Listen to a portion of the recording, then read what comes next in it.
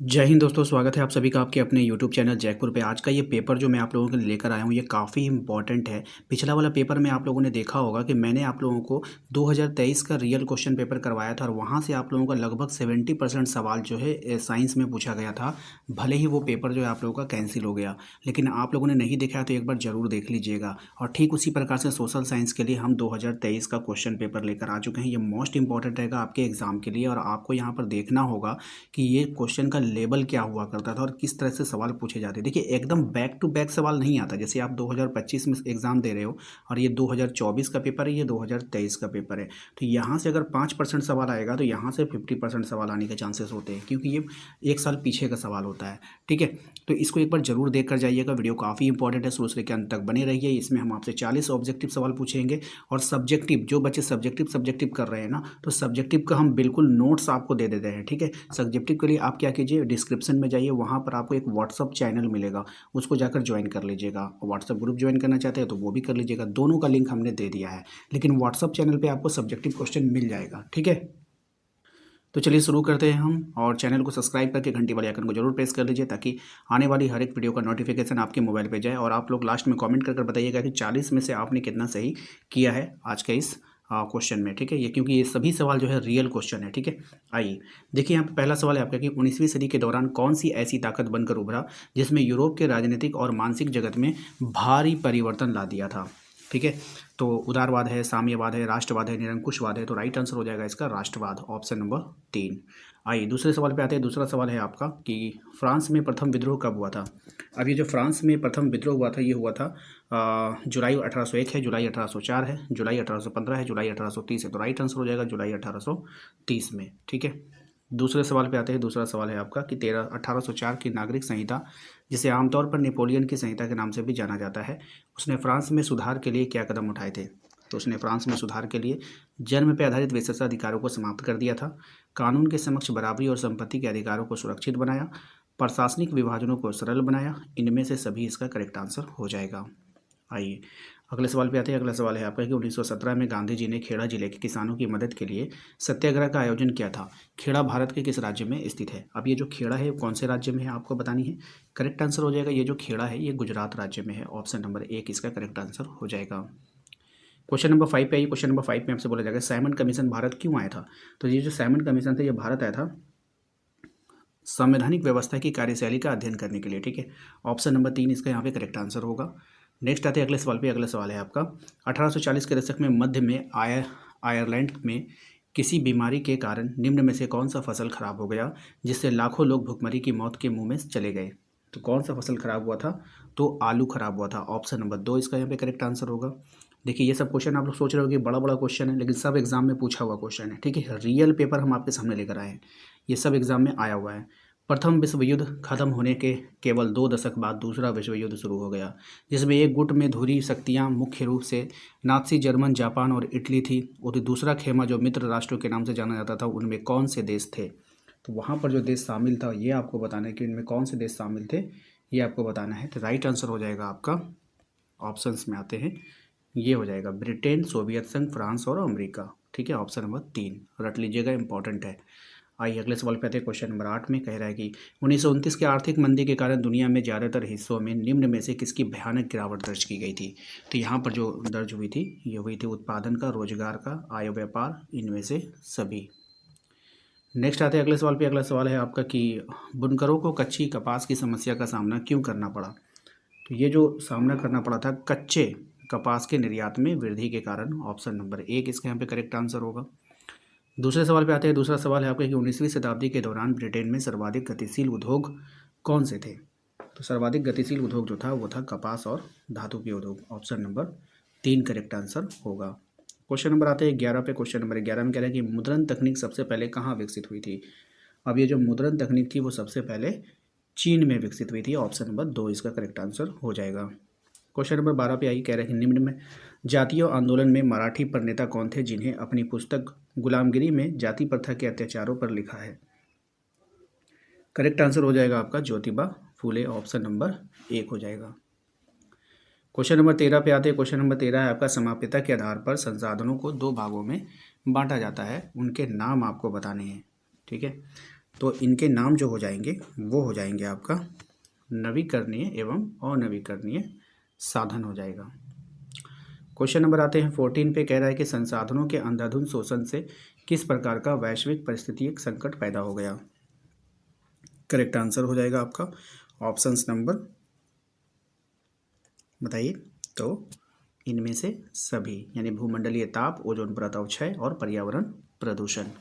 ठीक है, आइए क्वेश्चन नंबर आते हैं 15 में। क्वेश्चन नंबर 15 में आपसे बोला गया है कि वनों और वन्य जीव संरक्षण करना आवश्यक है। क्यों क्यों आवश्यक है ये आपको बतानी है। तो ये जो आवश्यक होता है ये पारिस्थितिकी विविधता बनाए रखती है, जीवन साध्य संसाधन जल, वायु और मृदा बनी रहती है, बेहतर जनन के लिए वनस्पति और पशुओं में जीनी विविधता को संरक्षित करती है। तो इनमें से सभी इसका करेक्ट आंसर हो जाएगा।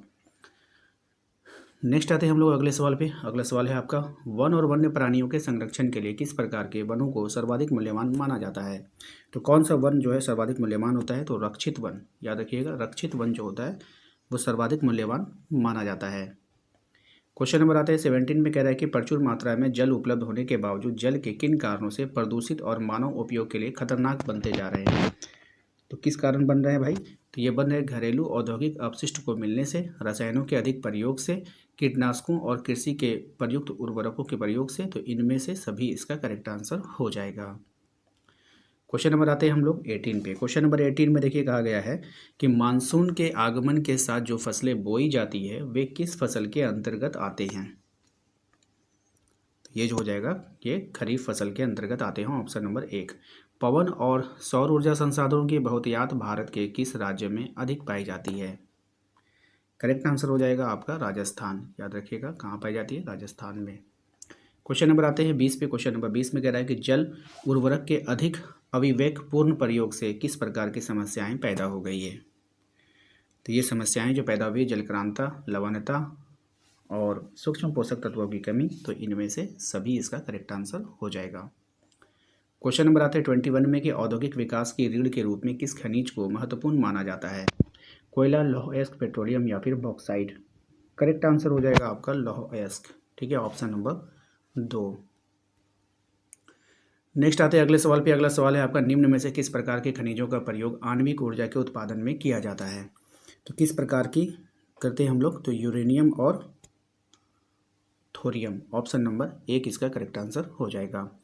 वायु प्रदूषण निम्न में से किस पर अपना दुष्प्रभाव डालता है। अब ये जो वायु प्रदूषण है ये मानव के स्वास्थ्य पर, पशुओं पर, पौधों पर, इनमें से सभी इसका करेक्ट आंसर हो जाएगा। क्वेश्चन नंबर आते हैं 24 में। कहा जा रहा है कि बेल्जियम में अल्पसंख्यक के रूप में किस भाषा के बोलने वाले लोग तुलनात्मक रूप से ज़्यादा समृद्ध और ताकतवर रह रहे हैं। करेक्ट आंसर इसका क्या होगा। तो इसका करेक्ट आंसर हो जाएगा आपका ऑप्शन नंबर 1, यानी कि फ्रेंच। क्वेश्चन नंबर आता है 25 में। कहा जा रहा है कि जब 1956 में श्रीलंका में कानून बनाया गया तो उसमें किन किन बातों को जोड़ा गया था। तो किन किन बातों को जोड़ा गया है भाई। तो सिंहली को एकमात्र राजभाषा घोषित कर दिया गया, सरकारी नौकरियों में सिंहलियों को प्राथमिकता दी गई, बौद्ध मत को संरक्षण और बढ़ावा दिया गया। तो इनमें से सभी इसका करेक्ट आंसर हो जाएगा। निम्न में से कौन कार्यपालिका का और विधायिका द्वारा बनाए गए कानूनों पर अंकुश रखता है। तो कौन रखता है भाई। तो न्यायपालिका। Option number 3। नेक्स्ट आते हैं क्वेश्चन नंबर 27 में कि पोखरण जहां भारत में 1998 में अपने परमाणु परीक्षण किए वो भारत के किस राज्य में स्थित है। तो वो है आपके भारत के राजस्थान में स्थित होगा। सामाजिक विभाजन अधिकांशतः आधारित होता है। अब ये जो सामाजिक विभाजन है अधिकांशतः किस पर आधारित होगा ये आपको बतानी है। तो ये जन्म पर आधारित होता है। क्वेश्चन नंबर आता है 29 में कि सांप्रदायिक राजनीतिक सोच पर आधारित होती है, किसी की धर्म की सामाजिक समुदाय का निर्माण करता है। इस मान्यता के अनुकूल सोचना क्या कहलाता है। करेक्ट आंसर हो जाएगा सांप्रदायिकता। Option number 2। निम्नांकित में से किस राज्य में शिशु मृत्यु दर सबसे कम है। तो कौन से राज्य में है। तो केरल में। निम्नांकित में से किसे औसत आय भी कहा जाता है। अब औसत आय किसको कहते हैं ये आपको बतानी है। करेक्ट आंसर हो जाएगा प्रति व्यक्ति आय को औसत आय भी कहा जाता है। क्वेश्चन नंबर आते हैं हम लोग 32 पे। कहा जा रहा है कि सार्वजनिक और निजी क्षेत्र पर आधार पर विभाजित हो है। ठीक है, सार्वजनिक और निजी क्षेत्र किस आधार पे विभाजित होता है आपको बतानी है। तो उद्यमों के स्वामित्व पर, यानी कि उसके मालिक कैसे हैं, इस पर आप उसको डिसाइड कर सकते हो कि वो क्या है। क्वेश्चन नंबर 33 पे आते हैं। क्वेश्चन नंबर 33 में देखिए आपसे बोला जा रहा है कि बताइए कौन सा क्षेत्र भारत में सबसे बड़े रोजगार उत्पादक के क्षेत्र में जाना जाता है।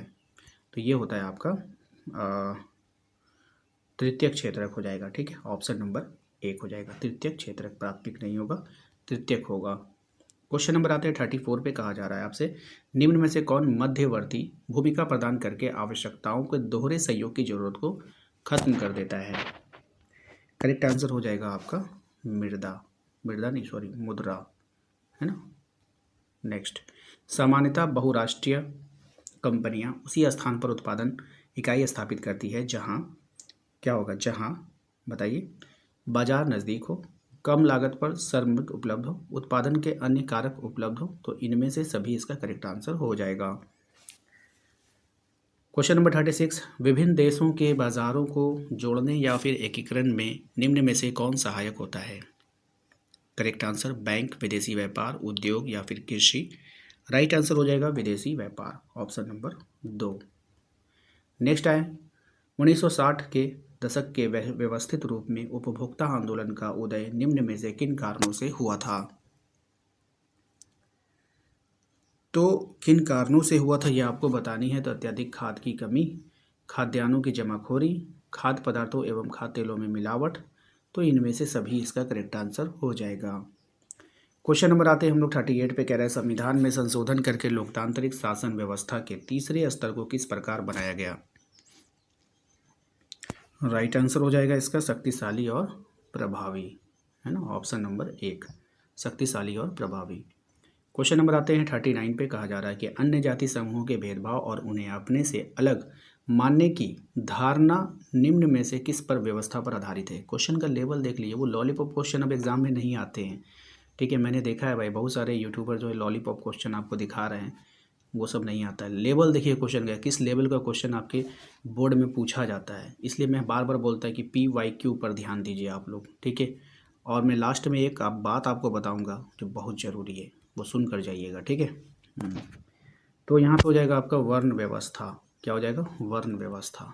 आइए, लोकतांत्रिक व्यवस्था में हित समूह या दबाव समूह को मुख्य उपयोगिताएं निम्न में से क्या है। तो क्या हो जाएगा आपका बताना है। सरकार को सजग बनाए रखना, आंदोलन को सफल बनाए रखना और राजनीतिक दलों पर प्रभाव डालना, इनमें से सभी। तो इनमें से सभी इसका करेक्ट आंसर हो जाएगा। तो ये था आप लोगों का 40 प्रीवियस ईयर के PYQ सवाल जो कि आपके एग्ज़ाम के लिए इम्पॉर्टेंट है। तो वीडियो कैसा लगा हमें कमेंट करके ज़रूर बताइएगा। कमेंट बॉक्स में आप अपना नाम लिख सकते हैं और साथ ही साथ बता सकते हैं कि आप किस ज़िला से बिलोंग करते हैं। साथ ही साथ वीडियो को लाइक करना बिल्कुल भी ना भूलें।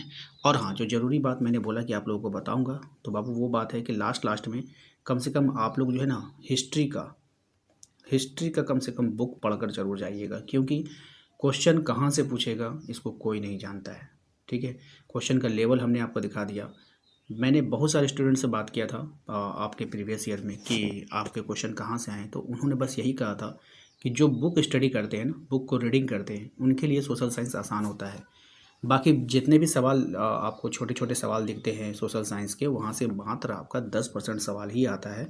बाकी सवाल ऐसे पूछे जाते हैं जो कि ना कि बुक में है और ना ही उसे कोई यूट्यूबर करवा पाता है। तो सोशल साइंस शुरू से ही जो है टफ रहा है आप लोगों के लिए, तो मेहनत करके जाइएगा, ऐसे नहीं जाइएगा। ठीक है, मिलते हैं नेक्स्ट अगले वीडियो में। Thank you.